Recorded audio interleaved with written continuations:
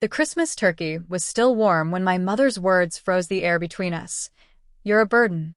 Get out of my house." 10 years of military service, the scars I carried both visible and hidden, meant nothing in that moment. As I stood at the bus stop, snow collecting on my duffel bag, I realized families aren't always built on love. Sometimes they're constructed from perfect lies. What my mother never understood was that breaking someone doesn't destroy them. It creates something new, something dangerous, a person with nothing left to lose and a lifetime of buried truths waiting to be unearthed.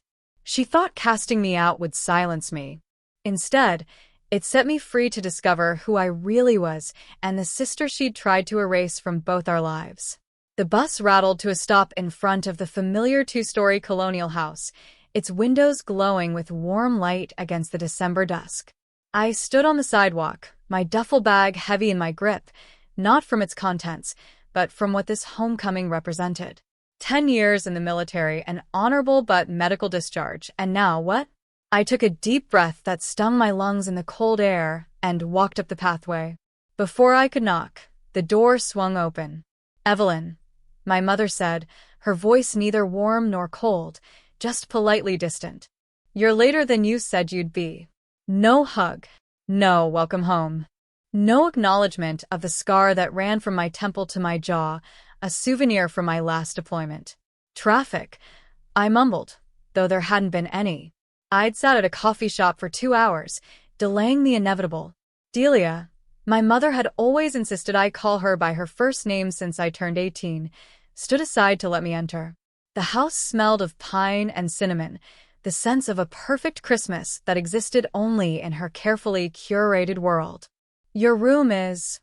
well, I've had to use it for storage since you've been gone so long. You can sleep on the pull-out in the den." She turned away, moving back toward the kitchen where I could hear pots bubbling. "Dinner's at 7. Family will start arriving at 6. I stood in the foyer, surrounded by the same paintings, the same side table with a crystal dish for keys, the same mirror that now reflected a stranger back at me. 10 years had changed me in ways invisible to Delia, who'd already disappeared around the corner, her footsteps fading down the hallway. The den was small, with a worn leather couch that had been converted into a bed with military precision, hospital corners on sheets that smelled like they'd just been washed. At least there was that. I dropped my bag and went to find what used to be my bedroom. The door was ajar, and I pushed it open to find cardboard boxes stacked to the ceiling, old clothes hanging from a rack, and Christmas decorations spilling out of plastic bins. Nothing remained of my childhood. Not the posters, not the bookshelf, not even the blue paint I'd chosen when I was 12. It was as if I'd never existed here at all. By 6, the house filled with voices and forced laughter. Uncle James and Aunt Patricia arrived first with their college-age sons, followed by Delia's book club friends who'd somehow earned family status during my absence. Everyone greeted me with awkward smiles and 2 firm handshakes. "So brave," Aunt Patricia said, patting my arm. "But what will you do now, dear?" "Surely not security work. That's so dangerous." "I haven't decided," I answered, though I'd spent months researching programs for veterans, possibilities that might give my life purpose again. "Well, you can always go back to school," Uncle James offered, as if I hadn't already earned my degree through night classes between deployments. I nodded, smiling tightly, already exhausted from the small talk. I found myself drifting to the edges of the room, watching the interactions like I was behind glass. They discussed promotions and vacations and renovation plans. I sipped my water and thought about the dust of Baghdad, the weight of my pack, the friends who'd become family more than anyone in this room had ever been. The front door burst open at 6:30, bringing a gust of cold air and my younger sister Violet's high-pitched laughter. She entered like a queen, draped in an expensive-looking coat, her blonde hair perfectly styled despite the winter wind. Behind her, a tall man with broad shoulders and a square jaw followed, carrying a designer shopping bag. "Mom," Violet squealed, embracing Delia with dramatic flair. "Sorry we're late. The traffic was just awful, wasn't it, Brandon?" Brandon nodded, his practiced smile revealing perfect teeth. "Absolute nightmare." Violet, Delia beamed, taking her daughter's hands. You're positively glowing. Violet's smile widened as she placed one manicured hand on her still flat stomach. Well, we were going to wait until after dinner, but I just can't keep it in anymore. She looked around the room, ensuring all eyes were on her. Brandon and I are expecting. The room erupted in congratulations and questions about due dates and morning sickness. I stood frozen, watching the scene unfold like a play I wasn't cast in. When Violet finally noticed me in the corner, her smile faltered for just a moment before recovering. "Evelyn," she said, crossing the room to give me a quick, perfume-scented hug. "Glad you could make it home for once." "Congratulations," I said, meaning it despite the sting of her words. "Thanks," she replied, already turning back to the adoring crowd. Brandon's parents are thrilled. They're already planning the nursery at their Aspen house for when we visit. Dinner was served at precisely 7, with everyone seated around the large oak table that had been in our family for generations. I was placed at the far end, next to one of Delia's book club friends whose name I'd already forgotten. Violet sat beside our mother, Brandon on her other side, the three of them forming a perfect family portrait. "So, Evelyn," Delia said during a lull in conversation, her voice carrying down the table. "Violet was just telling me about her promotion at the firm. She's the youngest senior account executive they've ever had." I nodded, taking a bite of dry turkey. "That's great, Vi." "And Brandon's company just went public," Delia continued. "They're looking at houses in Briarwood Estates." "Good for them," I said, trying to keep the edge from my voice. "It's such a shame," Delia said, speaking to the table rather than to me, "when people don't reach their potential." Violet always knew exactly what she wanted. The implication hung in the air like smoke. I gripped my fork tighter. "I knew what I wanted too," I said quietly. "I wanted to serve my country." Violet laughed, the sound like breaking glass. "You just ran away for a paycheck, Evie. Let's be honest." I felt heat rise to my face. "I sent half my pay home every month for 6 years. I helped put you through college." "No one asked you to," Violet snapped. "Girls," Delia warned, but her eyes were fixed on me. The table had gone silent. "I'm sorry my choices don't meet your approval," I said, struggling to keep my voice steady. "But I did what I thought was right." "You've always been this way," Delia said, setting down her wine glass with deliberate care. "Difficult. Moody. Disappointing." The word landed like a physical blow. Disappointing. After everything I'd survived, everything I'd sacrificed, I was still just a disappointment to her. "I don't think," I began, but Delia wasn't finished. She leaned forward, her eyes cold as she delivered the final strike. "You're a burden. Get out of my house." The silence that followed was absolute. No one moved. No one spoke. No one defended me. I stood slowly, my chair scraping against the hardwood floor. I looked around at the faces, some embarrassed, some averted, none meeting my eyes. Not even Violet. Not even Russell, my mother's husband of 15 years, who stared down at his plate as if the answer to everything lay in his mashed potatoes. "Merry Christmas," I said to no one in particular and walked out. In my not my room, the den, I grabbed my duffel bag, still packed because some part of me had known this would happen. Outside, snow had begun to fall, dusting the perfect suburban street with white. I walked to the bus station, the only sound the crunch of my boots and my own ragged breathing. The station was nearly empty on Christmas Eve, just a few stragglers with nowhere else to go. I bought a ticket for the last bus heading north, toward the only place that had ever truly felt like home, Grandma Clara's farm. As I settled into the hard plastic seat, watching the town lights fade behind us, I felt something I hadn't expected. Relief. Like I'd finally put down a weight I'd been carrying for years. Whatever waited for me at Clara's farm, it couldn't be worse than what I'd left behind. The bus dropped me off at the edge of town near midnight. The snow had stopped, leaving a pristine blanket over the fields and trees. I walked the last mile to Clara's farm, my breath clouding in the frigid air, my boots crunching a solitary path through the untouched white. The farmhouse appeared over the hill like a lighthouse, a single warm light glowing from the kitchen window. As I approached, the porch light flickered on, and the door opened. Clara stood there, tall and straight despite her 78 years, silver hair loose around her shoulders. "I knew you'd come," she said simply, holding out her arms. I fell into her embrace, feeling the strength in her thin frame as she guided me inside. Without asking questions, she sat me by the wood stove, wrapped a handmade quilt around my shoulders, and put a mug of spiced cider in my hands. "Drink," she said. "Then sleep. Tomorrow is time enough for talking." The guest room was just as I remembered. Clean pine furniture, quilt stacked at the foot of the bed, windows that would show rolling fields come morning. I fell asleep to the distant hooting of an owl and the creaking of the old house settling into night. Morning came with the smell of coffee and bacon. I found Clara in the kitchen, moving with the deliberate grace of someone who has learned to conserve energy as they age. "Eggs are almost ready," she said, not turning around. "There's coffee in the pot." We ate in comfortable silence, sunshine streaming through windows that needed washing. Clara had always been a woman of few, carefully chosen words. Where Delia filled every silence with criticism disguised as conversation, Clara let quiet exist as its own form of communication. "The chickens need feeding," she said when we'd finished. "And there's wood needs stacking by the back door." I nodded, grateful for the simple, physical tasks.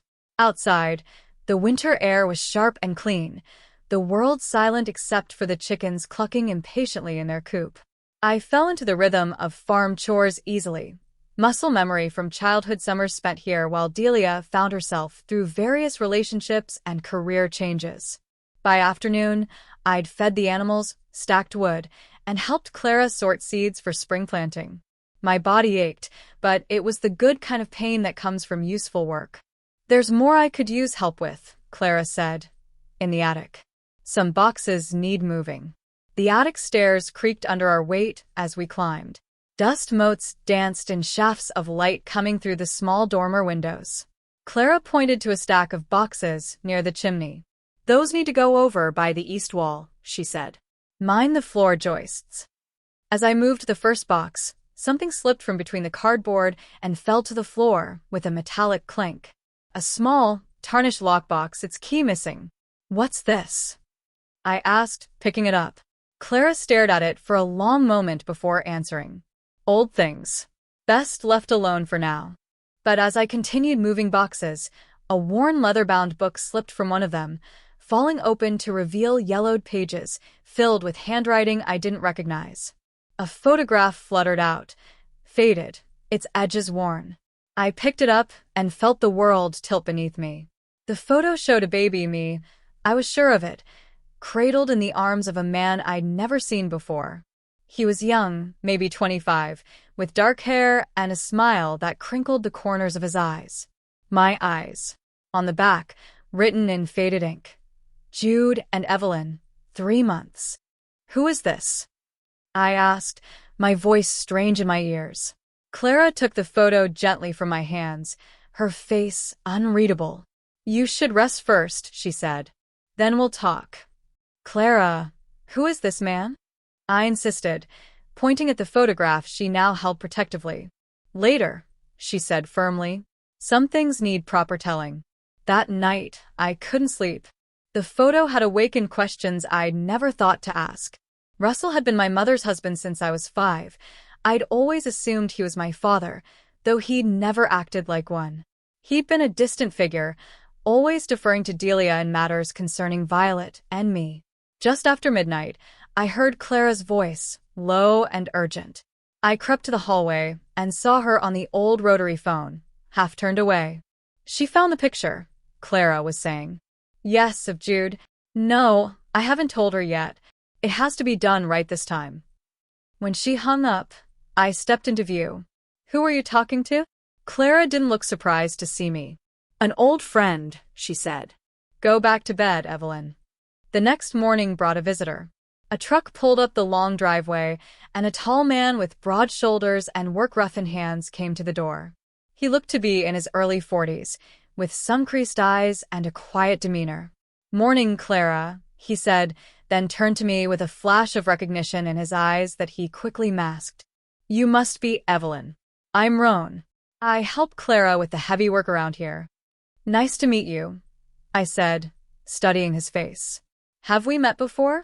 "Don't think so," he replied, but his eyes didn't quite meet mine. I'd remember.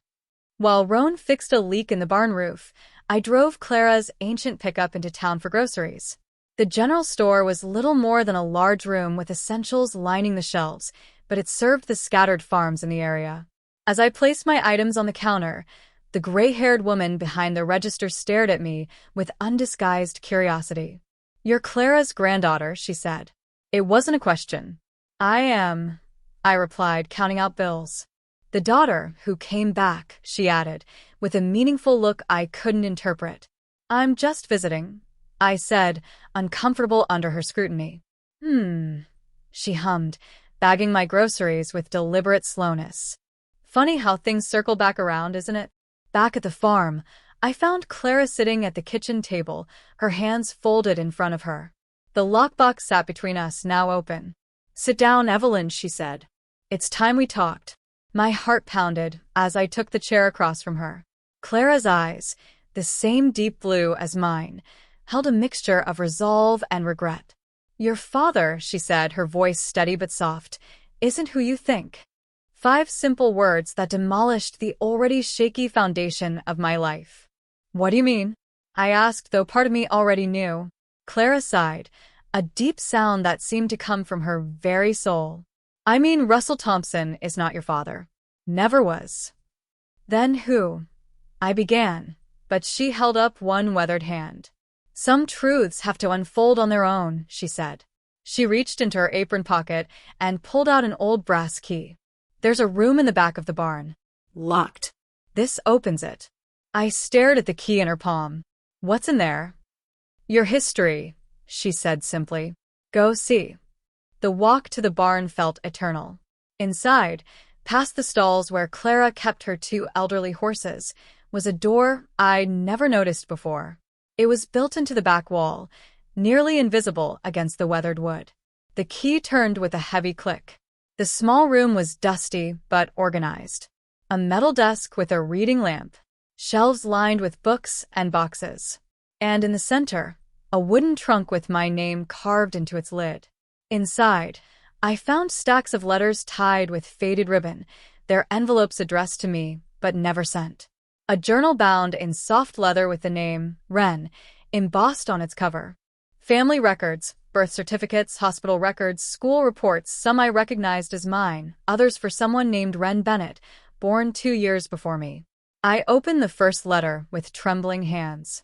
The handwriting was bold, slanting slightly to the right. "My dearest Evelyn, today you turned 5. I stood across the street from your school and watched you run to your mother's car. Your hair in pigtails, your backpack almost as big as you are. You looked happy. I hope you're happy. I dream of the day I can wish you happy birthday in person, but until then, know that I think of you every day. I love you more than you can imagine. Your father, Jude." Letter after letter chronicled birthdays, holidays, achievements he'd somehow known about despite never being present. 10 years' worth of letters from a father I never knew existed, full of love and regret and a desperate longing to be part of my life. The journal was something else entirely.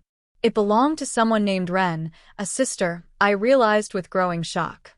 The entries began when she was 15, full of teenage angst and observations about life with Delia.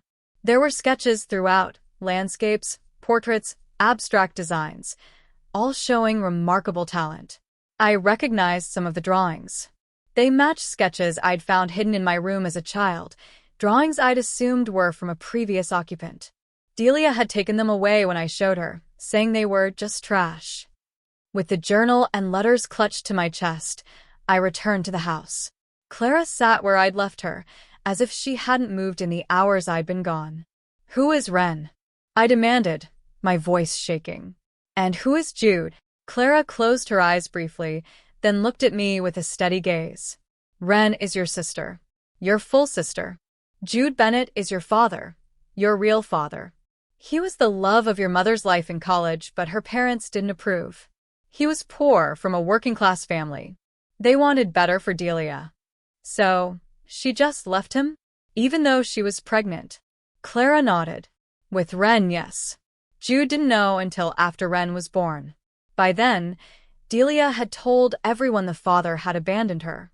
Her parents set her up in an apartment in the city, helped her finish school. When Ren was 2, Delia met you back to Jude for one night. You were conceived, but Delia never told him. My head was spinning. But you knew. I knew, Clara confirmed.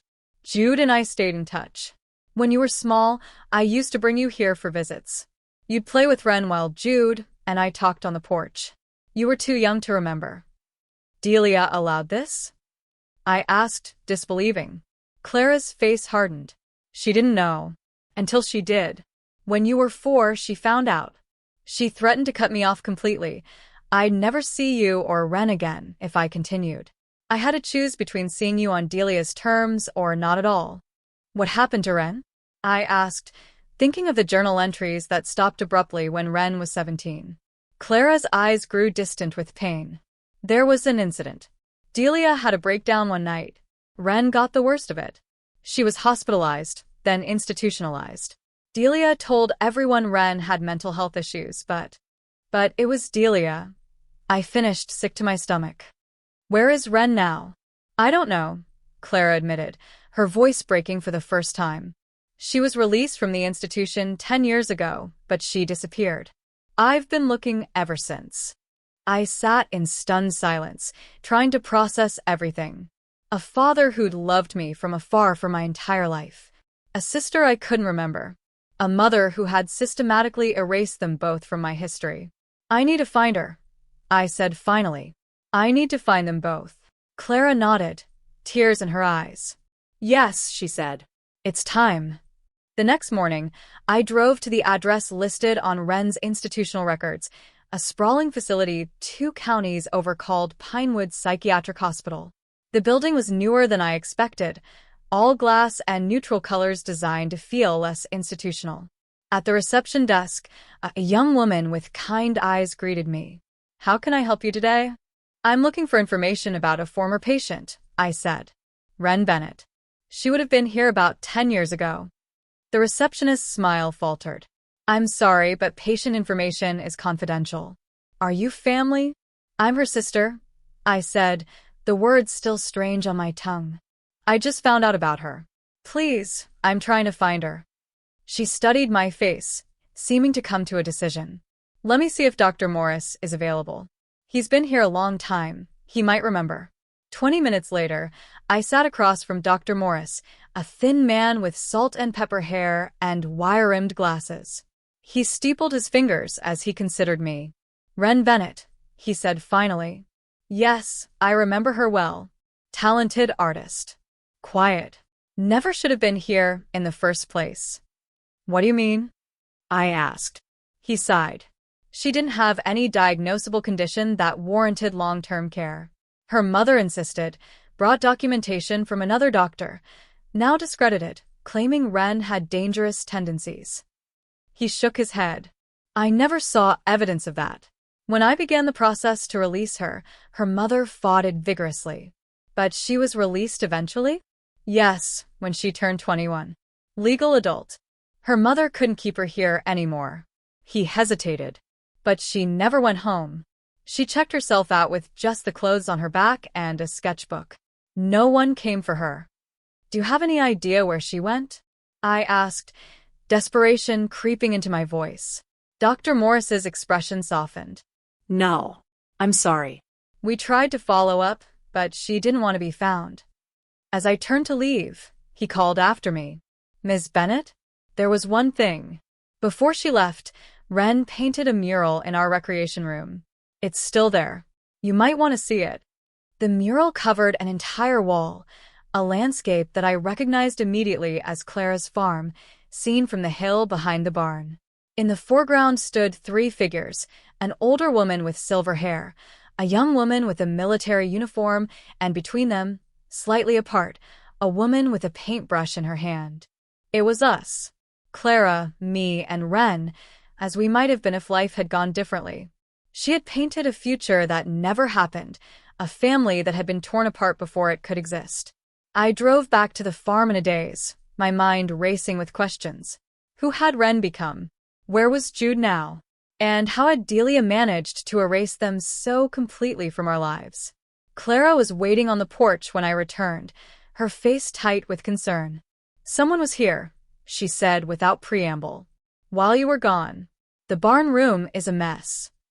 We hurried to the barn, where the locked room stood open, its contents strewn across the floor. Letters were scattered everywhere, the journal was missing, and the wooden trunk had been upended. "Who would do this?" I asked, kneeling to gather the letters. Clara's voice was grim. "Someone who doesn't want the truth to come out." As we sorted through the chaos, a truck pulled up outside. Roan appeared in the doorway, his expression changing from casual to alarmed as he took in the scene. "What happened?" he asked, crouching to help us. "Someone broke in," I explained. "They were looking for something specific." Roan picked up one of the letters, his eyes scanning the signature at the bottom. "Jude Bennett," he said, his voice strangely hollow. "You found out." I froze. "You know about Jude?" Roan's gaze met mine, unflinching. "I know Ren," he said simply. "I dated her before she disappeared." The world seemed to stop. "You knew my sister? All this time?" He nodded, shamefaced. "I promised not to say anything." "She was scared, terrified of your mother finding her again." "Do you know where she is now?" I demanded. "No," he said. "But I know where she was. We need to check the attic again." Back in the farmhouse, Roan led us to a section of the attic I hadn't explored. Behind a stack of old furniture was a loose floorboard. Underneath, wrapped in cloth, was an audio cassette labeled in faded ink. "For when she asks." Clara's hands trembled as she held it. "I'd forgotten about this," she whispered. "Ren made it before she was taken away." We found an old cassette player in Clara's bedroom. The tape hissed and crackled before a young woman's voice filled the room, clear, determined, and frightened. "If you're listening to this, Evelyn, it means you finally came home. Really home, to Clara's. I don't know when that will be, or if I'll still be around when it happens. But there are things you need to know that no one else will tell you." The voice, Ren's voice, detailed years of emotional and physical abuse at Delia's hands. How Delia would fly into rages, then act as if nothing had happened. How she'd threaten and manipulate, playing Ren and me against each other when we were small. "The night everything changed," Ren's recorded voice continued, "I threatened to tell someone what was really happening. I was 17, almost free. She hit me so hard I blacked out. When I woke up, I was in the hospital, and she was telling everyone I'd had a psychotic break. No one believed me. No one but Clara and Jude, and they couldn't help without risking losing you too." When the tape ended, the three of us sat in stunned silence. Finally, Clara spoke. "I tried to report it," she said, her voice rough with old grief. "I went to the police with the hospital records. They said it was a family matter. Delia had too many connections, too much respectability. We need to try again," I said firmly. "With this tape, with the letters, with everything we have." Roan shook his head. "It might not be enough. Too much time has passed." "But," he hesitated, "there's something else. Something Ren showed me once." That evening, as twilight settled over the farm, Roan appeared with a slim package. Inside was a USB drive. "Ren gave me this for safekeeping," he explained as we gathered around Clara's ancient computer. "Said it was insurance." The drive contained dozens of emails, correspondence between Delia and Russell spanning years. In them, they discussed handling the Ren situation and making sure Evelyn never finds out about Jude. There were scanned copies of falsified medical records, conversations with doctors willing to diagnose conditions that didn't exist, and payments to keep people quiet. "We need to get this to a journalist," I said. "Someone who can't be bought." We found a local reporter with a reputation for integrity and anonymously sent copies of everything: the tape, the emails, the medical records. Days passed with no story appearing. Then, a week after we'd sent the evidence, A letter arrived in Clara's mailbox. No return address, no signature, just 7 words. Wren's alive. Ask Roan about the cabin. I confronted Roan that evening as he finished repairing Clara's roof. What cabin? I demanded, showing him the note. His face paled. I haven't been there in years, he said. It's deep in the woods on the north side of Clara's property. Wren used to go there to paint. It was her sanctuary. The next morning, Roan led me and Clara through the forest, following a path only he could see. After an hour of hiking, we reached a small clearing where a simple wooden cabin stood, its windows shuttered. It was abandoned when we found it, Roan explained. Wren fixed it up, made it her own. The door wasn't locked. Inside, dust covered everything, but beneath the layer of time, the cabin was clearly someone's home. A small bed in one corner, a wood stove, shelves lined with books and art supplies, and covering every wall, paintings, landscapes, portraits, abstract pieces filled with emotion. But what caught my breath were the newer canvases propped against the far wall. The paint was fresher, the style more refined but unmistakably from the same hand. Someone had been here recently. On one wall hung a series of portraits, me in uniform, in different places, at different ages. She had been painting me all these years, keeping me close the only way she could. In the center of the room stood a locked trunk. Roan produced a key from his pocket. She gave me this, he said, just in case. Inside the trunk were photographs, Wren as an adult, with long dark hair and my same blue eyes. In some, she smiled at the camera from different locations, a beach, a city street, a mountain overlook. She was alive. She was free. She had built a life.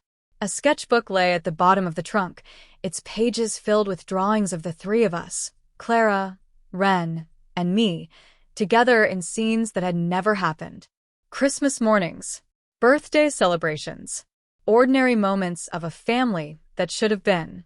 As I clutched the sketchbook to my chest, a noise outside made us all freeze. Footsteps on the porch. The door handle turning slowly. Through the crack in the door, I caught a glimpse of a woman with long dark hair and familiar blue eyes that widened in shock as they met mine. Then she was gone, disappearing into the trees like a ghost. Wren, I called, rushing to the door. Wren, wait.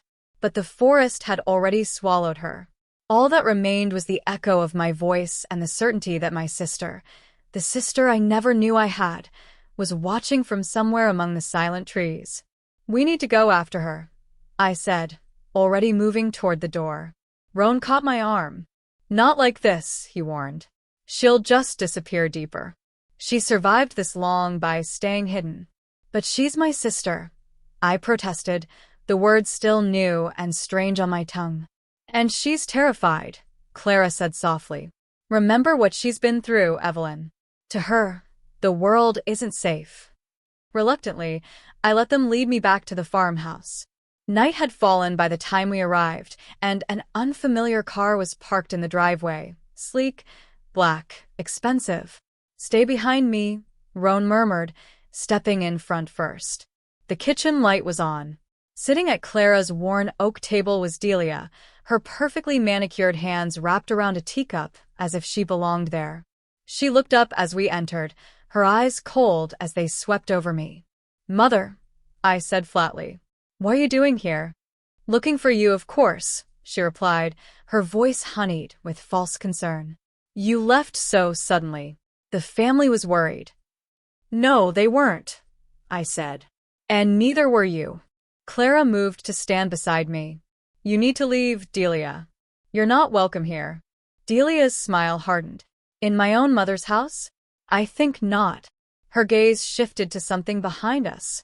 Besides, I believe you have something that belongs to me.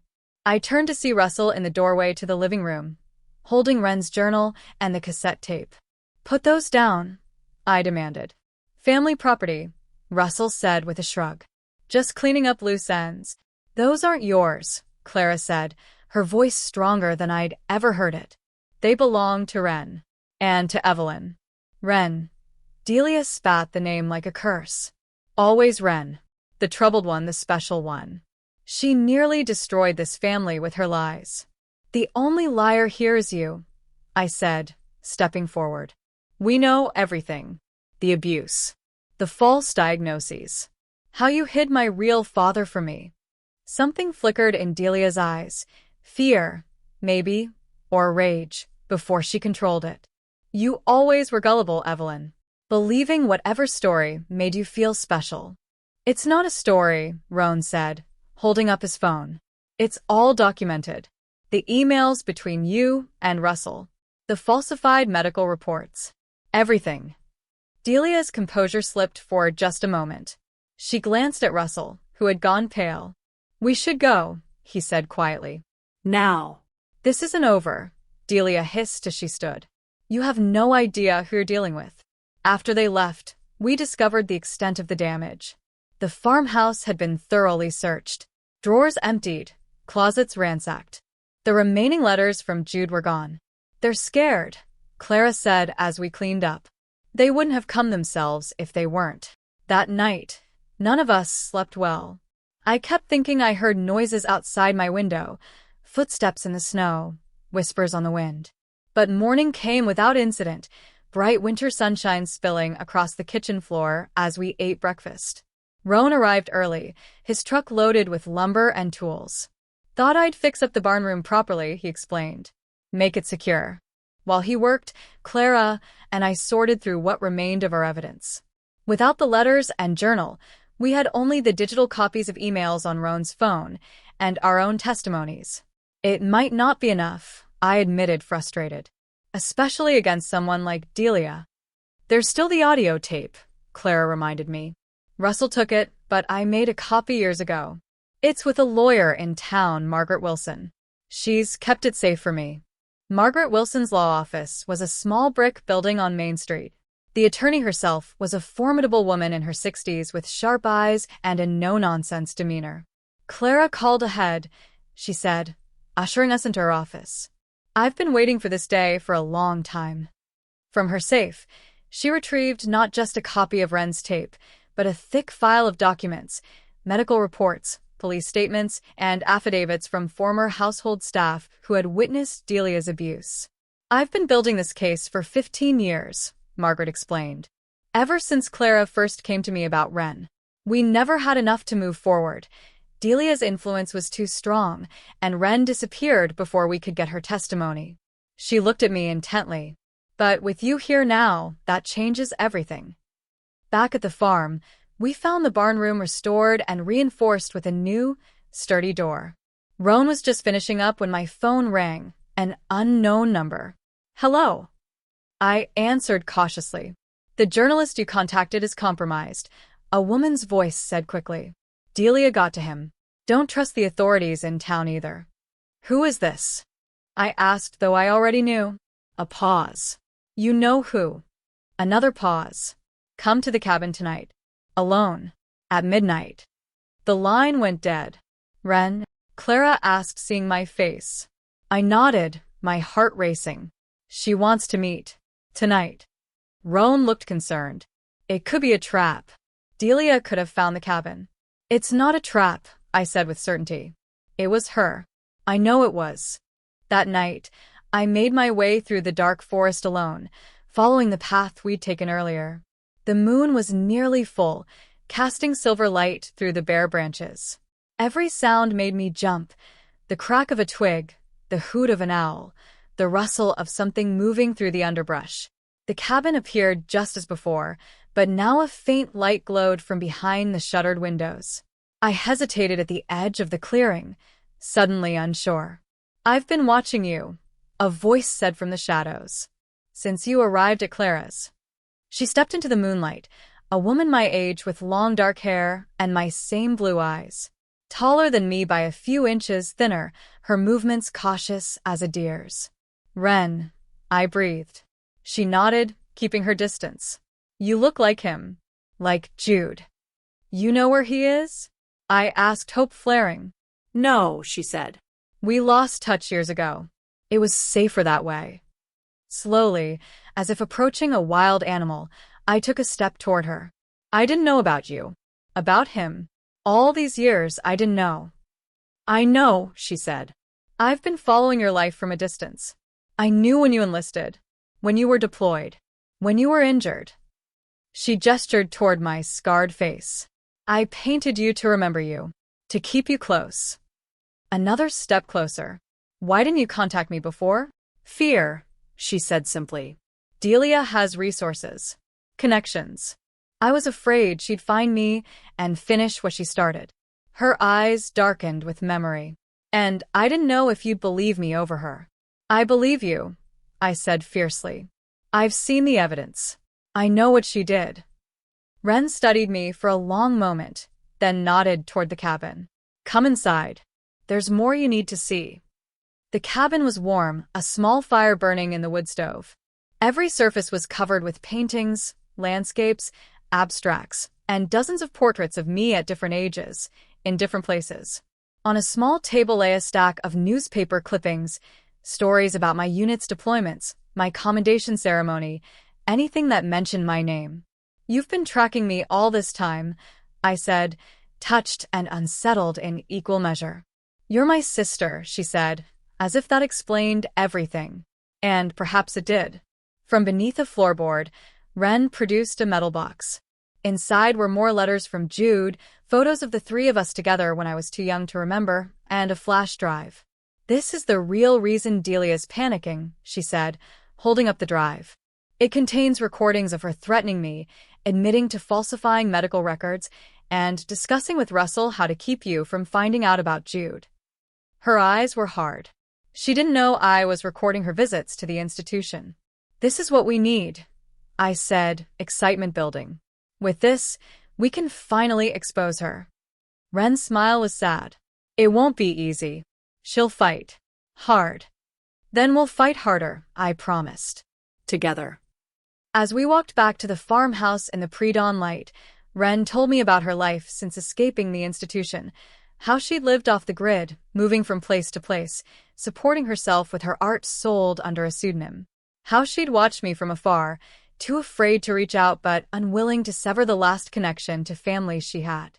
Clara was waiting on the porch, a blanket wrapped around her shoulders against the chill. When she saw Ren, she let out a small cry and stood, arms outstretched. My girl, she whispered as Ren stepped into her embrace. My brave, beautiful girl. The next few days were a blur of planning and preparation. Margaret Wilson brought in a trusted journalist friend from a major newspaper. We compiled all our evidence, Ren's recordings, the medical records, the emails, the testimonies.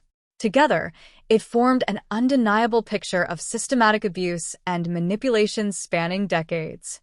Ren was terrified but resolute. I've been running for 10 years, she said. I'm tired of hiding. While the journalist prepared the story, we received word that Delia was planning a charity gala at her home, a perfect opportunity to confront her with witnesses present.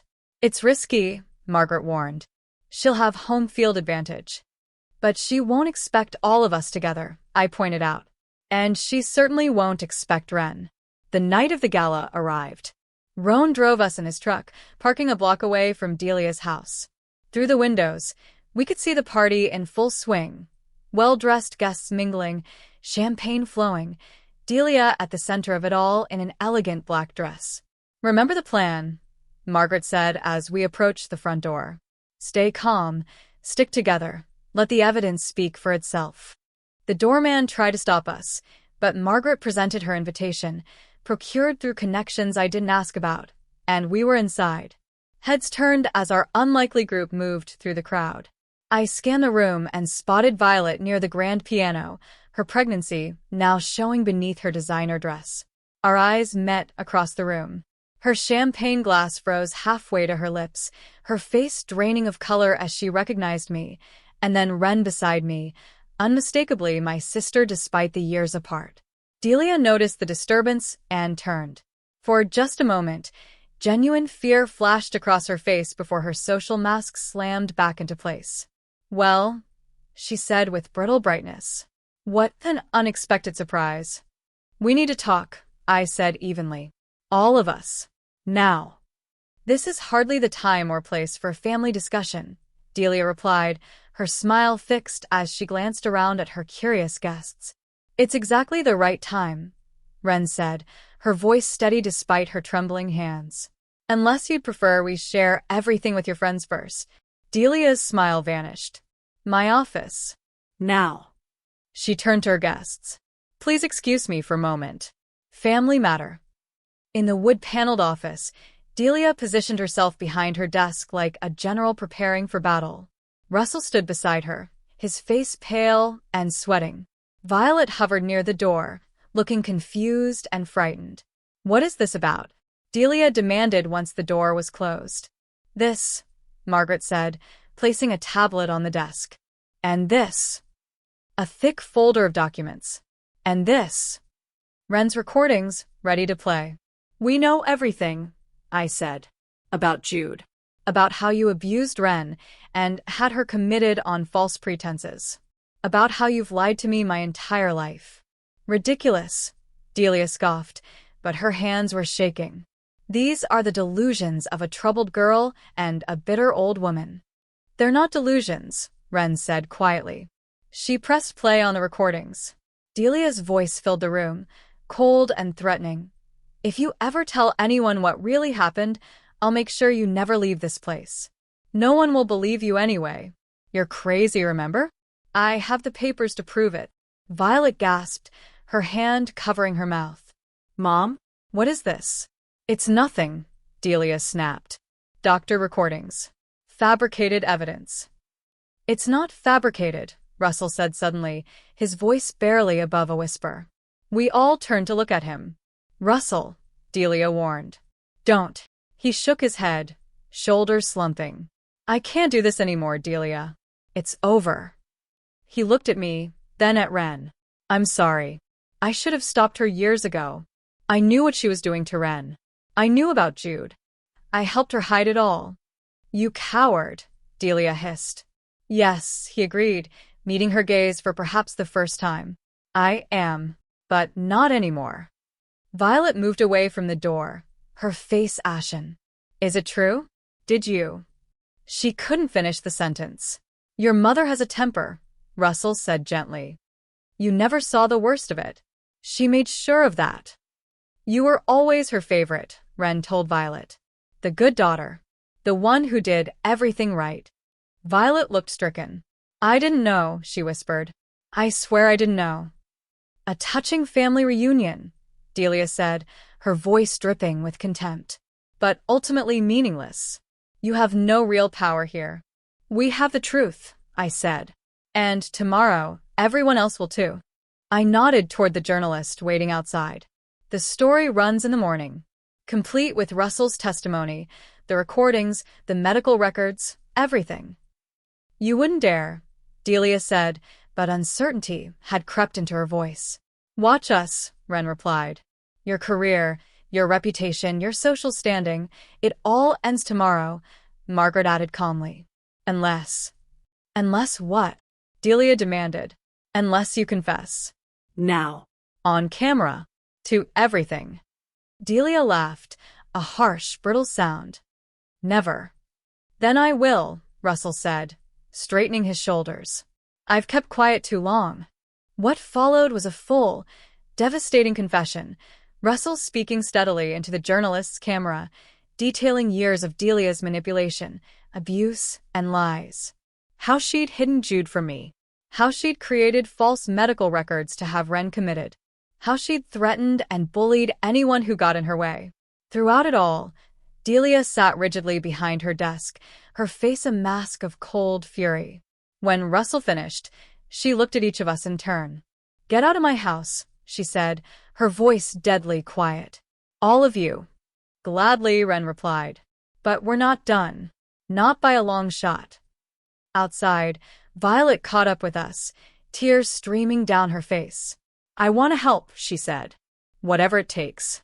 "I'm so sorry to both of you. I didn't know." 2 days later, the story broke. Prominent businesswoman's dark secret, decades of abuse and deception exposed. Russell's confession, combined with Ren's recordings and the documentation, created a sensation. More witnesses came forward, former household staff, Delia's personal assistant, even her former therapist, who had suspected abuse but had been pressured into silence. The police opened an investigation. Child Welfare Services reviewed the case. The Medical Licensing Board began examining the doctors who had falsified Ren's records. Delia's carefully constructed world collapsed like a house of cards. Her business partners distanced themselves. Her charity board asked for her resignation. Friends stopped taking her calls. Through it all, we watched from the safety of Clara's farm, Ren still too nervous to stay in town. Violet joined us, having left Brandon after discovering he'd known parts of the truth and said nothing. "I need to figure out who I am," she told us one evening as we sat on Clara's porch. "Without her influence." "It takes time," Ren said, her first words directly to Violet in years. "Not forgiveness, not yet, but a beginning." 1 week after the story broke, Margaret called with news. The police wanted formal statements from both me and Ren. Delia was under investigation for multiple charges, from child abuse to fraud. "It's really happening," I said to Ren as we drove into town. "She's finally facing consequences." Ren's expression was complex: relief, vindication, and an old, deep sadness. "I never thought I'd see this day," she admitted. "I thought she'd get away with it forever." After giving our statements, we stopped by Margaret's office, where she had news waiting.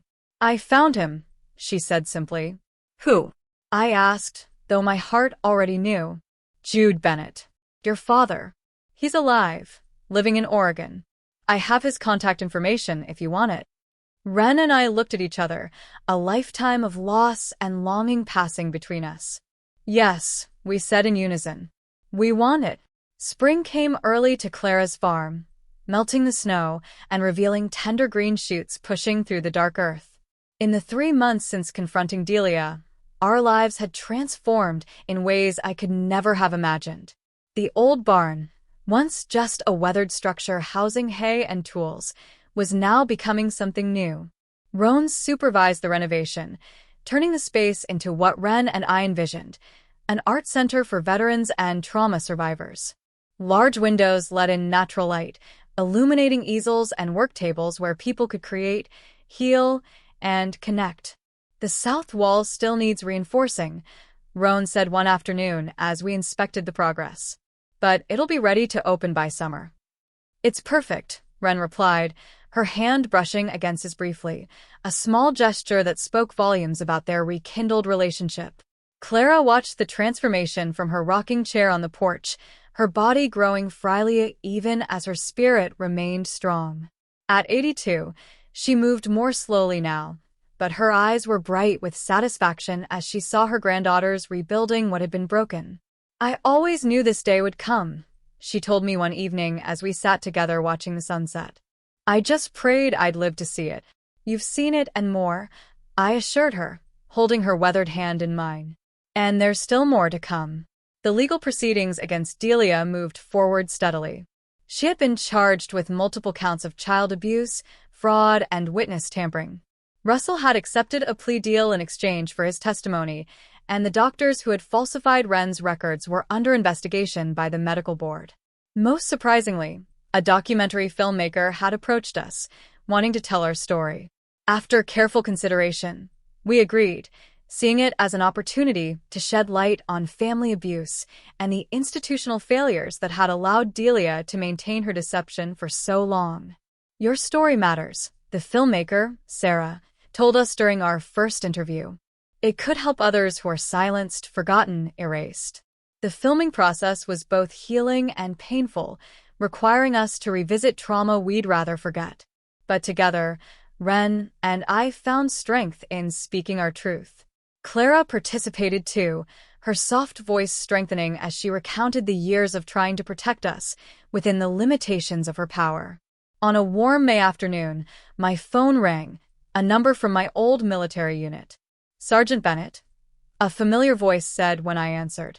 "It's Alvarez. I saw you on the news, the documentary preview. I just wanted to say, we're all proud of you.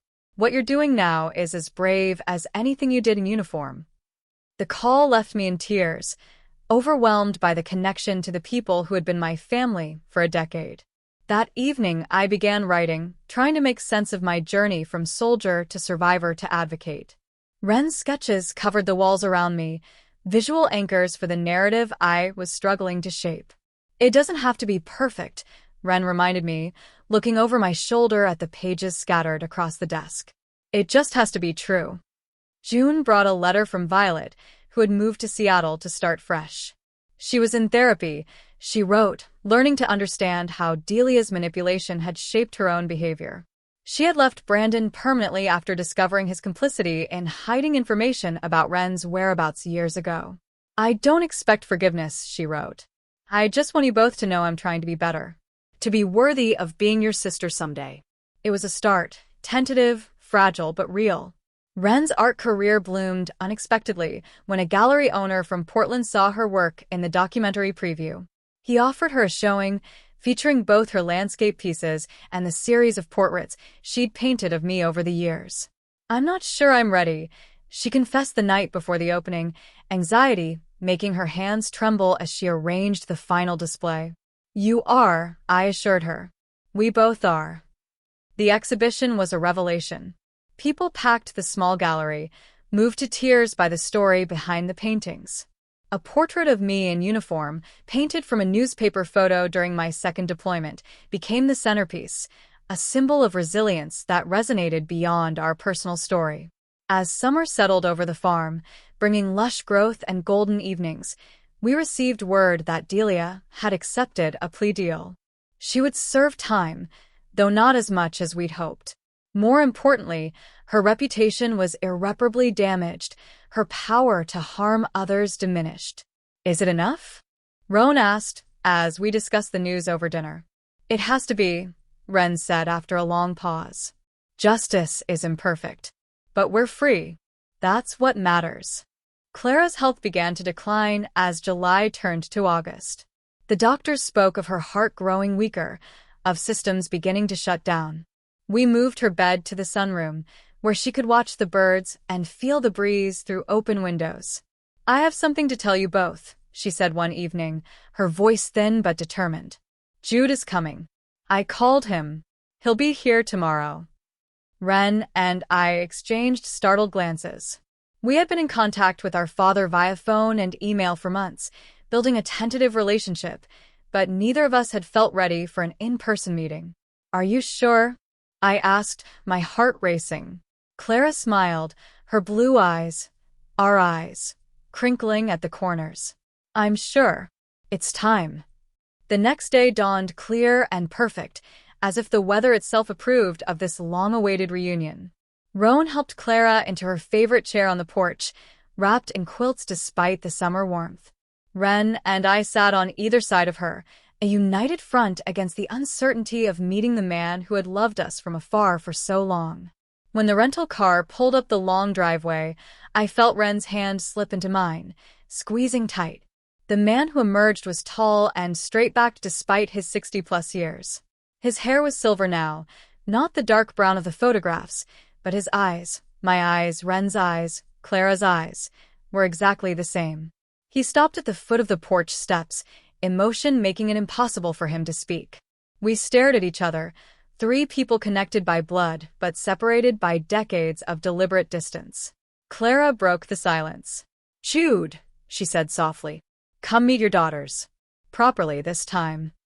He climbed the steps slowly, as if afraid we might disappear if he moved too quickly. When he reached the top, Ren stood first, drawn to him by some invisible thread of recognition. Ren, he breathed, his voice breaking. My Ren. Their embrace broke something loose in me, some final barrier. I stood and joined them, feeling his arms wrap around us both, hearing his whispered apologies and love against our hair. You have nothing to be sorry for, I told him fiercely. Nothing. I should have fought harder, he insisted. I should have found a way. You loved us, Ren said simply. We know that now. It's enough. 2 weeks later, as the first leaves began to turn, Clara passed peacefully in her sleep, Ren and I on either side of her bed, Jude in a chair nearby. She left us the farm in her will, along with a letter asking us to heal here, grow here, love here. On the day of her memorial service, we planted a maple tree on the hill overlooking the farm, Clara's favorite spot. As we patted the soil around its tender roots, I looked out over the fields that had become home, at the barn that was now a place of healing, at my sister and father beside me. "What now?" Ren asked softly. I thought about the memoir I was writing, the art center taking shape, the documentary that would soon share our story with the world. I thought about the quiet peace I'd found here, not in running away as Violet had once accused, but in finally coming home to truth. "Now we live," I said, my hand finding hers, "the way we were always meant to." As the golden light of late afternoon washed over us, I felt something settle in my soul. Not an ending, but a beginning. The journey hadn't been what any of us had expected, but we had arrived, together, at a place of honesty and possibility. It was enough. It was everything. What would you sacrifice to uncover the truth about your past? And would you have the courage to face it once revealed? If this journey of family secrets and redemption moved you, please like, subscribe, and share for more powerful stories that explore the hidden corners of the human heart.